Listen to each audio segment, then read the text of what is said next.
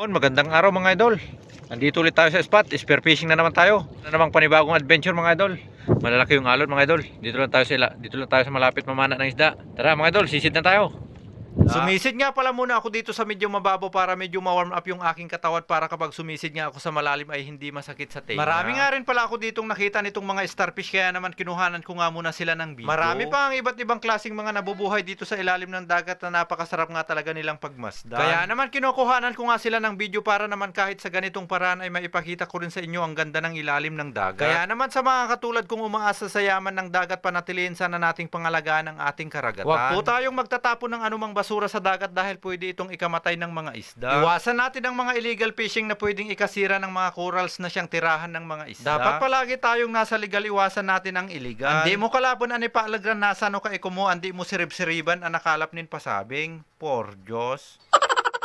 At dito nga mga kabuli, dahil naka-warm up na rin ang aking kawatan ay katawan ay pumunta na nga ako dito sa malalim. Sa spot na ito nga pala mga kabuli ay dito nga ako unang natuto mamana ng isdang mulmol. Hanggang dito lang din talaga kasi ako nakakarating para mamana noon dahil wala pa nga ako noon bangka, ang gamit ko lang ay balsa. Man adaman ko pa at intaw si balsa, patanid ko ni angkel adamon ko pa ay balsa mo. Umbat yan naman nin kalukuan si angkel, wana kung ko ang bala sinoy balsamon mo. Kaya naman nagpapasalamat nga talaga ako nang magkaroon nga ako ng maliit na bangka. Dahil natututo na nga rin akong mamana ng isda, hindi na lang ako dito nakakapunta na rin ako doon sa labas. Yung pangarap kong maliit na bangka, akalain mo'y naging malaki pa. Dahil nga may nagmabuting loob na nagbigay sa atin ng malaking bangka. Kaya naman sa ngayon ay hindi lang ako sa labas nakakapamana ng isda, nakakadayo na rin minsan doon sa kabilang isla. Malaking tulong ito sa aking paghahanap buhay, kaya naman maraming salamat talaga, boss. At dito na nga tayo sa video na pasisid nga na naman pala ako dito dahil may nakita nga na naman ako ditong isdang mulmol. Hindi nga pala masyadong kakapalan ng aragan sa spot na ito, kaya naman madali lang hanapin yung mga isdang mulmol kung saan sila nagtago. Ang problema na lang sa pagkalabit ng pana kung tatama ba ito o hindi. At pagkalabit ko nga dito sa aking pana, mabuti na lang kondisyon ang aking hintuturo, kaya naman tinamaan ko nga yung isda. Nakakadalawang isdang mulmol na nga ako dito, maagang buhay na mano para dito sa dating isda. Ang kagandahan pa nga sila ay magasal o good size ang kanilang size. Maganda rin ang tiyempo ng aking pagpunta dito sa spot para mamana ng isda dahil malinaw ang tubig. Medyo may kalaliman kasi itong spot, kaya naman kapag malabo yung tubig ay malabo rin na makakita ng isda. At dito nga ay napasisid nga na naman ako dito sa ilalim ng dagat dahil may nakita nga na naman ako ditong isdang mulmol. Tinitignan ko na nga lang dito ng mabuti kung saan siya banda sumiksik para akin nang mabanatan. At nang masigurado ko na nga dito kung saan banda yung isda, ay agad ko na nga itong binanatan. At pagkabanat ko nga dito nabanatan, kaya naman agad ko na nga itong dinakma. Ayan na naman si Boy Dakma, napakabilis basta tinamaan yung isda. Nakakatatlong isdang mulmol na nga rin tayo dito na sapat na nga rin pang ulam dahil sila ay mga good size. Pero nagpatuloy pa rin nga ako dito sa pamamana ng isda dahil patuloy pa rin na nagpapakita ang mga isda. Malapit nga lang pala itong spot pero madalang na nga lang ako mamamana sa spot na ito. Kadalasan nga doon na nga ako namamana sa labas o record, kaya naman timing nga ang pagpunta ko dito dahil naglalabasan ang mga isdang mulmol. Mahirap din kasing tsimpuhan ang labas ng mga isdang mulmol dito, kaya naman diretso na nga ako dun sa labas dahil doon ay sigurado. Dito nga lang ako naman ngayong araw sa spot na ito dahil hindi nga ako makapunta doon sa labas dahil malakas ang habagat, malalaki ang alon. At sumisid nga na naman pala ako dito dahil may nagpakita nga na naman dito sa akin na isdang mulmol. At pagkapana ko nga dito, agad na namang nagpakita si Boy Dakma. At pagka-secured ko nga ng isda, panibagong sisid nga na naman ako dito dahil may nakita nga na naman akong isda. At pagkapana ko nga sa isda, tinamaan naman pero nangulagsit, kaya naman nakawala. Hindi rin agad na dakma ni Boy Dakma dahil agad ring nakawala yung isda, hindi inabutan. Mabuti na nga lang nasundan ko nga itong isda at hindi na nga siya masyadong nakalayo dahil meron na nga siyang tama. Kaya naman dito nga sa aking pangalawang pagpana sa isda, hindi na nga siya masyadong nakapalag dahil meron na nga siyang tama. At sumisid nga na naman pala ako dito dahil halos sunod-sunod na nga dito ang aking mga nakikitang isda. Hindi ko nga lang alam kung saan banda sumisiksik yung iba, kaya naman kahit marami akong nakikita, pa isa-isa lamang ang aking nakukuha. At pagkalabit ko nga kasi dito ng aking pana ay halos nagtatakbuhan nga yung mga isda. At may napana nga na naman pala ako ditong isdang mulmol. Pwede na itong pangsahog sa gulay na rabong, lagyan lang ng saluyot. At panibagong sisid nga na naman pala ako dito dahil meron na nga na naman ako ditong sinundan na isdang mulmol. At pagkapana ko nga dito namulag, kaya naman agad nga na namang dinakma ito ni Boy Dakma para hindi na makawala. Kadalasang mga isdang mulmol nga ang mga nakikita ko dito nang biglang nagpakita nga itong isdang turutot. Kaya naman agad ko nga rin itong pinana, kaya naman hindi ko na nga nakuha na ng video kung paano ko pinana. Napakalaman nga rin pala ng isdang to at malasa na napakasarap kilawin at sinabawan. Madali lang panain ang ganitong klaseng isda pero madalang nga lang ako makakita. Maraming salamat nga pala ulit mga kabuli dahil sinubaybayan nyo nga na naman itong aking fishing adventure hanggang dito sa dulo. At sana naman kung nagustuhan nyo nga na naman itong aking video, sana naman huwag nyong kalimutang i-like at i-share. Maraming salamat po. Mga idol, umahon na tayo mga idol.